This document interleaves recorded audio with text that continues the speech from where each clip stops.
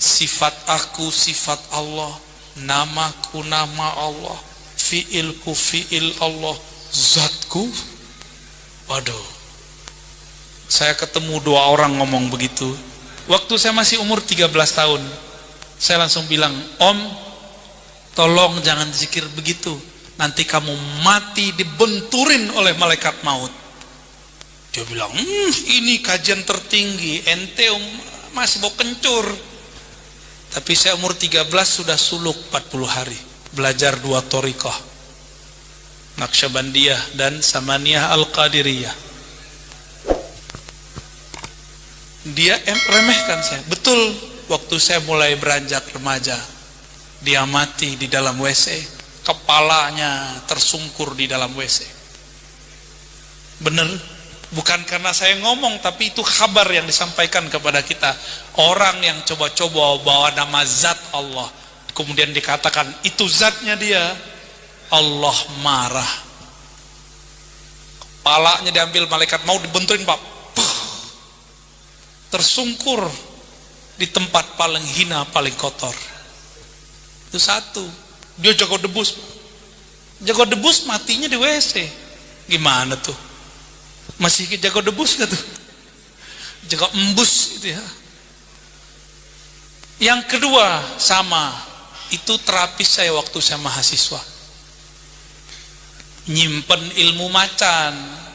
Untuk manggil macannya dia baca itu, ternyata itu macan iblis, siluman iblis. Saya bilang, saya panggil Bang, Bang, tolong saya cinta sama Abang, jangan dipakai lagi Bang. Saya khawatir Abang direnggut dalam sesaat oleh malaikat maut tanpa diberikan waktu untuk bernafas. Ini kajian tertinggi. Dia ngomong gitu juga. Kamu kan sekolah doang, ngerti apa kamu? Dia remehin lagi. Itu kan sombong gak tuh? Sombong. Kejadiannya sama. Dia merebut musola, merebut surau. Tiba-tiba mati malam hari apa sore saya lupa. Kepalanya dibenturin malaikat ke tempat buang air kecil di WC surau. 2 orang udah. Ada yang mau coba lagi? Ada yang mau coba lagi? Tolong hentikan zikir-zikir setan itu ya. Itu zikir iblis ya. Thariqat Azaziliyah. Namanya keren ya. Thariqat apa? Azaziliyah. Siapa tuh Azazil? Iblis. Azazil sudah puluhan ribu tahun ibadah di surga, tapi dia tidak sama sekali bisa tembus melihat arsy Allah. Nabi Adam baru dicipta, tapi karena dalam diri Nabi Adam ada nur Muhammad memancar, dengan pancaran itu dia bisa memandang ke arsy Allah. Jadi lebih sakti mana Nabi Adam atau Azazil iblis? Iblis ribuan tahun zikir, mimpin surga. Surga itu kayak pesantren lah, pesantren langit. Dia khidmah jadi pemimpin zikir di situ, mimpin manakib surgawi. Tugasnya mimpin zikir jahar, zikir sir. Semua zikir yang ada di alam semesta, terutama dari bumi sampai ke langit, tapi di atas langit dia nggak tahu lagi. Itu ada catatannya pada Azazil. Jadi hati-hati ya, karena dia kolektor ijazah talqin zikir. Jadi hati-hati, pemburu ijazah belum tentu selamat, karena satu hal yang dia tidak pernah baca. Dia sering zikrullah tapi tidak menyebut nama Habibullah. Tahu sebab salah dia? Dia sering baca la ilaha illallah tapi dia tidak tutup dengan Muhammad. Dia bilang, mana Muhammad itu? Gak ada, kan engkau saja yang ada ya Allah. Kayak tinggi ma'rifatnya iblis itu ya. Ya Allah, cukup engkau saja yang aku katakan la ilaha illallah, aku tidak butuh selainmu. Nabi gak disebut-sebut. Dia kira Allah bisa ditipu ya. Emang karakter Azazil ini turun ke munafik. Yukhadi'una Allah. Mereka mengira bisa menipu Allah. Allah tahu dia gengsi selawat kepada Rasulullah Muhammad sallallahu alaihi wasallam. Maka apapun torikot antum, apapun mazhab, apapun manhaj, apapun wiridan, nggak ada solawatnya, torikotnya udah ganti. Torikot Azaziliyah. Ya torikot tua juga sih, keren juga, tapi PA. Sakti. Azazil itu sayapnya hampir sama banyaknya dengan sayap Jibril alaihis, padahal Azazil itu murid Jibril. Kenapa? Semua catatan zikir Sayyidina Jibril ada pada Azazil. Kolektor nggak tuh? Kolektor sanad dia, kolektor ijazah, tapi dia bangga dengan sanad ijazahnya. Kan berulang sekarang.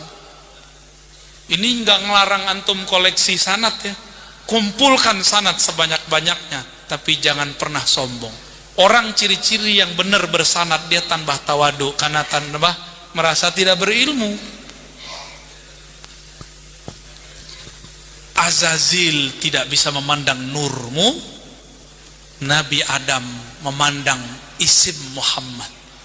Di dalam kitab tadi Al-Khasa'is Al-Kubra disebutkan, ini riwayat Israiliyat, tapi Imam Suyuti membolehkan menyebutkannya. Berarti ini masuk ke hadis, hadisu an Bani Israel. Kamu boleh cerita tentang Bani Israel. Ka'ab al-Ahbar mengatakan bahwa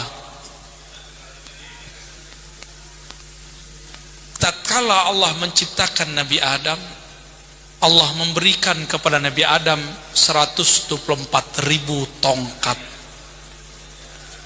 Ternyata tongkat itu mau dibagi-bagi kepada semua keturunannya yang menjadi nabi. Kepada siapa disimpan? Dipanggillah anaknya bernama Syis. Wahai Syis, aku serahkan tongkat ini kepadamu. Maka disimpan oleh Nabiullah Syis. Saya nggak tahu tongkatnya kayak gimana. Tongkatnya nggak tahu begini apa enggak ya. Ini karena diijazahkan guru, diperintah guru. Baru sebulan ini. Tadi kan saya cuma nyimpen aja, tapi nggak pernah make. Kolektor aja, kolektor tongkat. Tapi nggak pernah make. Tapi beliau berkalam, istamil, pakai. Fa innahu min sunani Rasulillah. Itu sunnah Nabi, khususnya lagi ngajar. Maka saya pakai. Bukan biar tua-tuaan. Bukan begitu. Bukan ya. Ini menghargai ilmu yang kita pakai.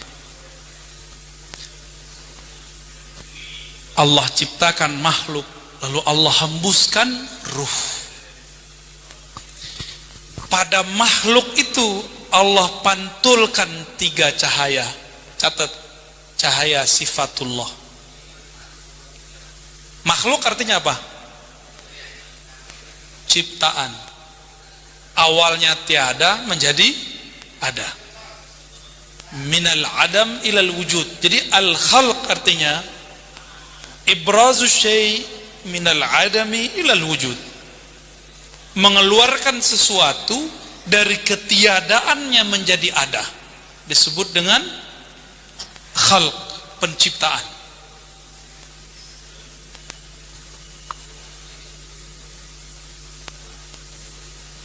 Setelah Allah pancarkan sifatnya, maka tampaklah namanya.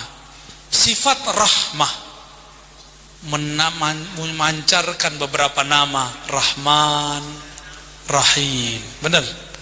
Satu akar kata enggak? Rahmah. Benar? Rahmah. Apa arti rahmah? Kasih sayang. Rahman, kasih. Rahim, sayang. Udah gitu. Itu gampangnya ya.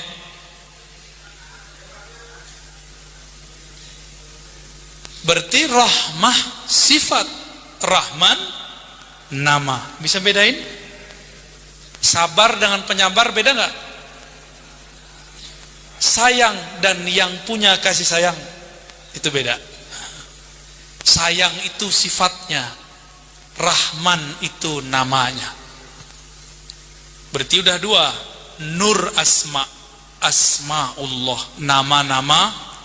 Turunlah dari nama itu al-asma'ul husna. Maka dianjurkan kita membaca al-asma'ul husna. Terus, dan yang ketiga, mengadakan dari tiada menjadi ada itu, perbuatan mewujudkan dari tiada menjadi ada, itu namanya fi'il, bernamalah af'alullah. Apa arti af'alullah? Perbuatan. Coba, di tubuh kita ini ada tiga-tiganya.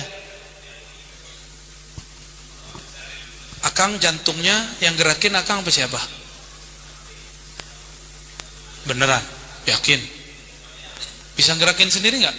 Coba bilang tung, diam dong. Bisa nggak? Nggak bisa. Siapa yang gerakin? Itu fi'lullah. Berarti Allah setiap hari bekerja nggak di tubuh kita? Coba, ada yang sudah punya uban belum? Antum belum punya uban ya? Udah punya uban nih kayaknya nih ya. Udah. Coba, bisa nggak nahan ubannya? Nggak bisa. Berarti yang nguasain satu helai rambut Bapak atau Allah? Dipanggil Bapak marah dia nanti. Karena udah ada uban saya nggak panggil Bapak. Baik. Satu uban tumbuh saya tidak sanggup menahannya. Satu jerawat tumbuh saya tidak sanggup juga menahannya.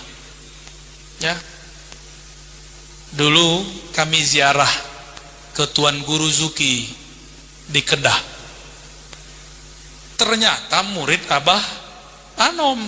Ya jauh-jauh ke Malaysia ketemunya murid Abah Anom. Saya mikir-mikir, ya Allah, orang jauh dari Malaysia berguru ke Tasik. Masa saya nggak berguru ke Tasik? Ya, katanya di sini ada keturunan di Garut apa di Tasik. Said Ahmad Zaini Dahlan. Bener ada ya? Di Tasik apa di Garut? Tasik. Katanya masih ada ya? Ya, semoga keturunan-keturunan beliau diberkahi Allah. Amin. Amin. Saya berangkat cuakep, nah bahasa Jawanya. Guanteng. Kasep. Begini. Sorry. Kasep ya. Apalagi? Udah, gelis. Berangkatnya keren.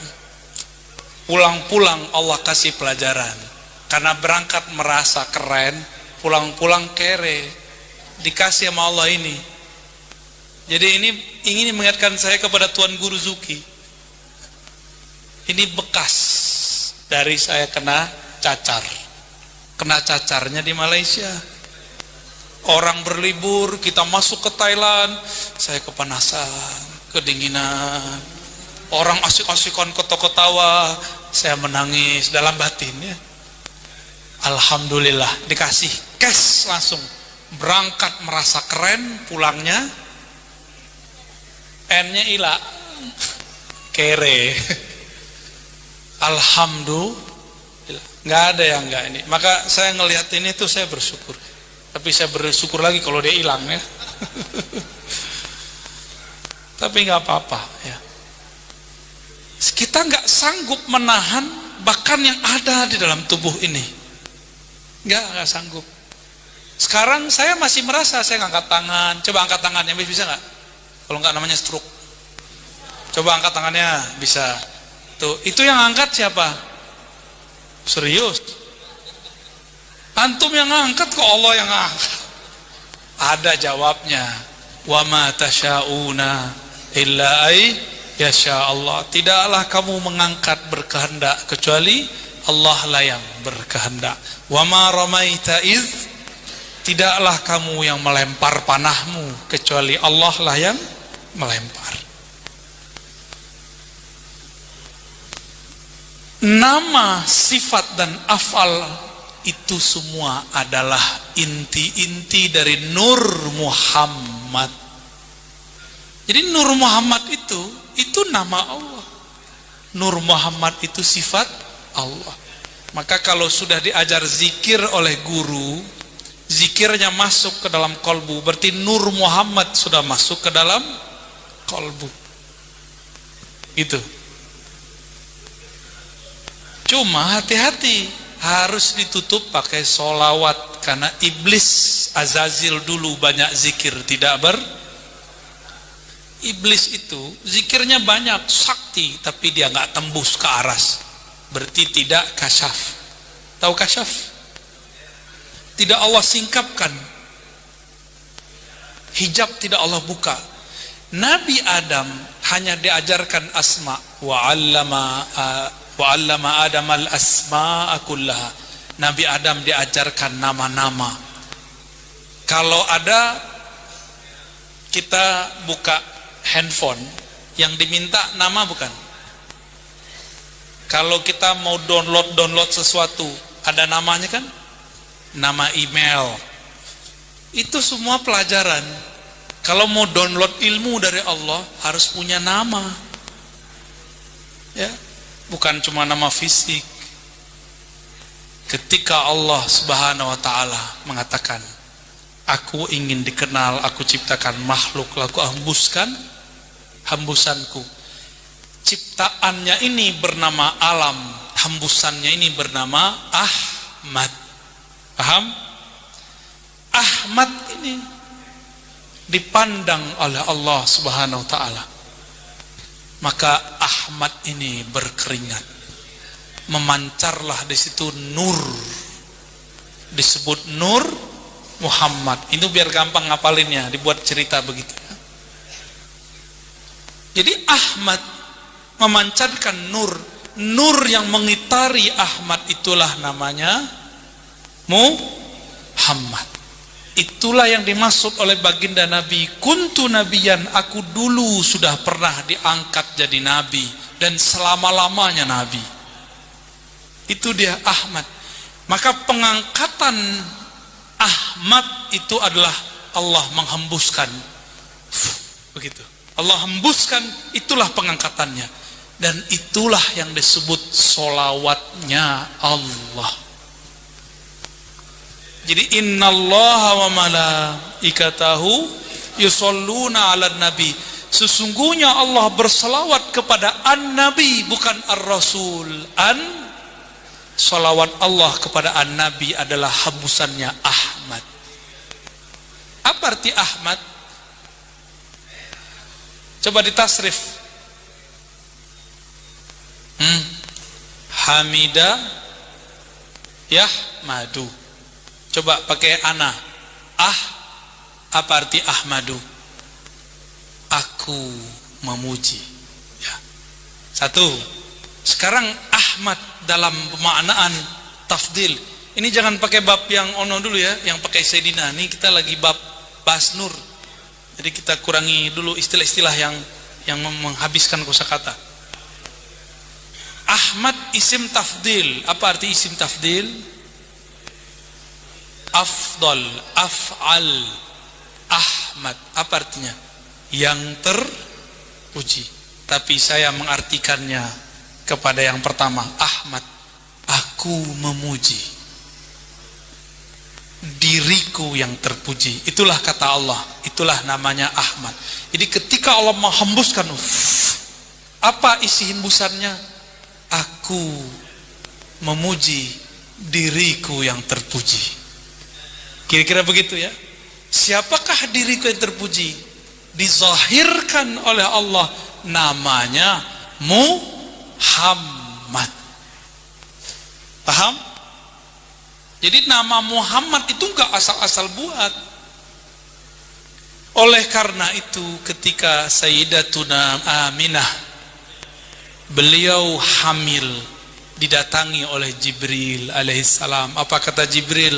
Wahai Aminah, engkau akan melahirkan Sayyidul Alamin. Engkau akan melahirkan penghulu alam semesta. Fasammihi Muhammadan. Namakanlah dia Muhammad. Tapi kenapa Nabi Isa menyebutnya Ahmad? Karena Nabi Isa itu bukan manusia biasa. Dia separuh fisik, separuh ruh. bernama beliau Ruhullah. Ruhullah, hembusan Allah. Hembusan dia dari mana? Hembusan dia itu adalah sebagian yang ada dalam hembusan Ahmad. Berat gak kajian begini? Tapi kan request. Tapi bisa mengerti ya? Luar biasa orang Tasik. Allahumma sholli ala Muhammad. Jika Nur Muhammad itu isinya apa? Nama, sifat, af'al. Lalu Ahmad itu adalah pantulan daripada zat Allah. Bukan zat Allah, tapi pantulan.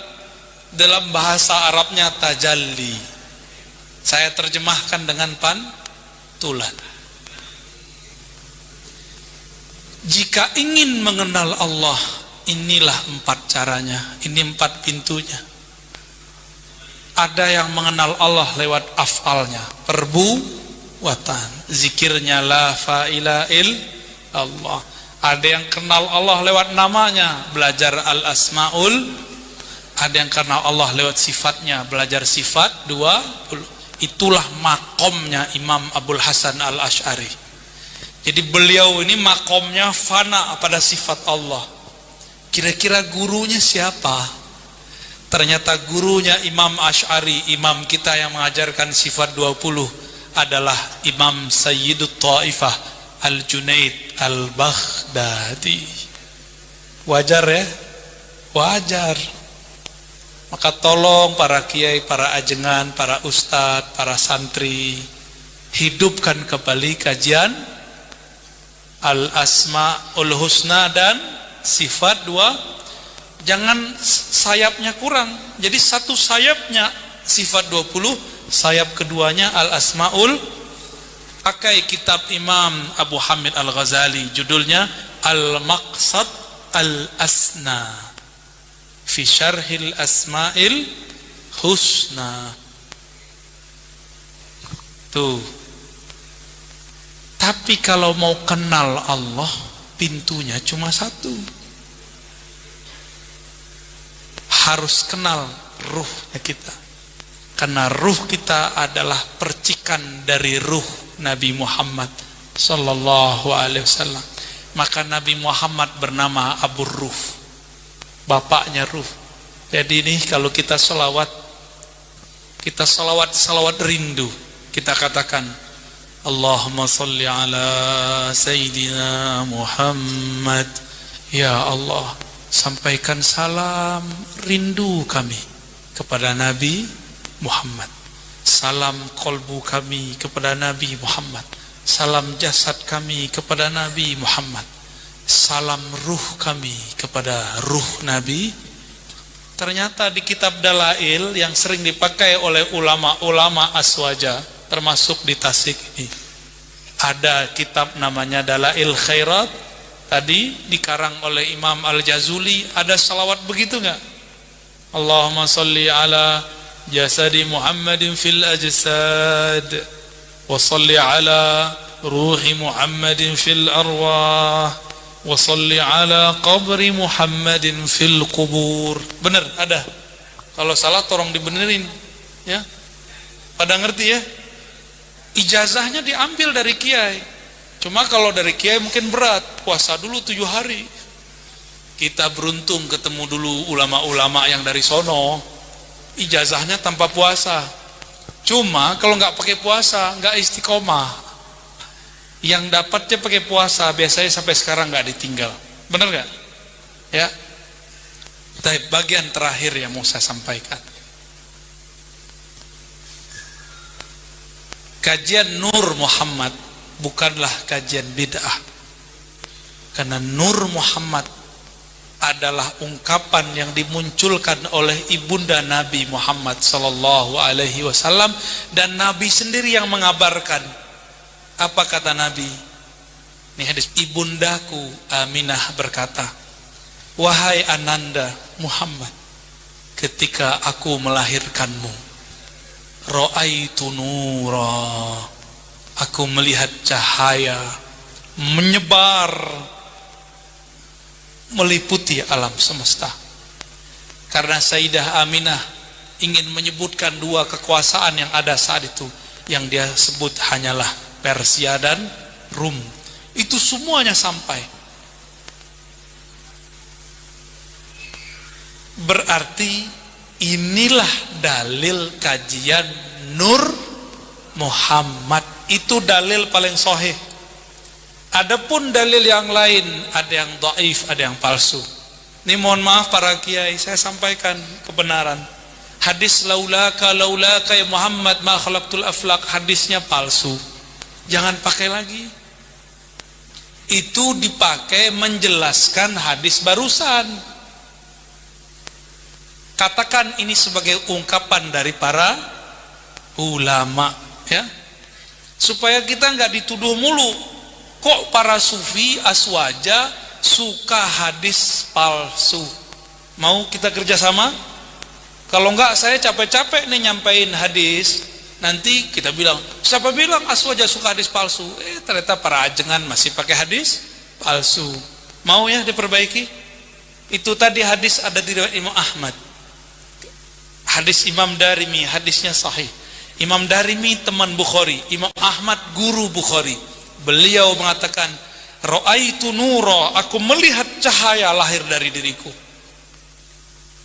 Jadi Nabi Muhammad itu lahir nggak bawa darah, lahir plok gitu, dan langsung terkhitan. Wulidtu makhtuna, terlahir sudah terkhitan, nggak perlu disunat lagi.